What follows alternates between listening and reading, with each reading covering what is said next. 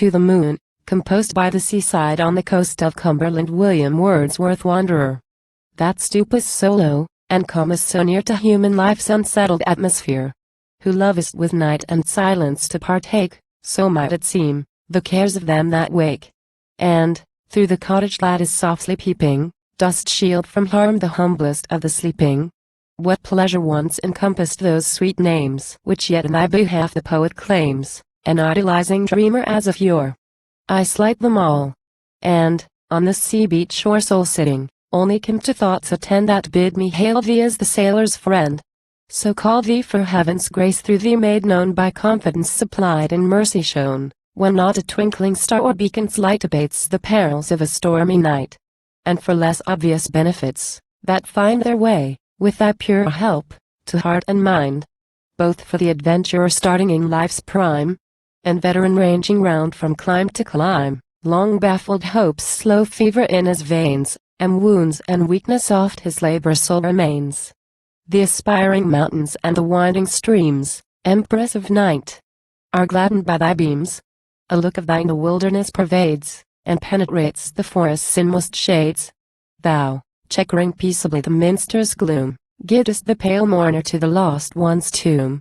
Canst reach the prisoner, to his grated cell welcome, though silent and intangible. And lives there one, of all that come and go on the great waters toiling to and fro, one, who has watched thee at some quiet hour enthroned aloft in undisputed power, or crossed by vapory streaks and clouds that move, catching the luster they in part reprove, nor sometimes felt a fitness in thy sway to call up thoughts that shun the glare of day, and make the serious happier than the gay? Yes, lovely moon, if thou so mildly bright dost rouse, yet surely in thy own despite, to fiercer mood the frenzy-stricken brain, let me a compensating faith maintain, that there's a sensitive, a tender, part which thou canst touch in every human heart, for healing and composure. But, as least and mightiest billows ever have confessed thy domination, as the whole vast sea feels through her lowest depths thy sovereignty, so shines that countenance with especial grace on them who urge the keel her plains to trace, for owing its way right onward. The most rude, cut off from home and country, may have stood even till long gazing hath dimmed his eye, or the mute rapture ended in a sigh touched by accordance of thy placid cheer, with some internal lights to memory dear, or fancies stealing forth to soothe the breast tired with its daily share of earth's unrest, gentle awakenings, visitations meek. A kindly influence whereof few will speak, though it can wet with tears the hardiest cheek.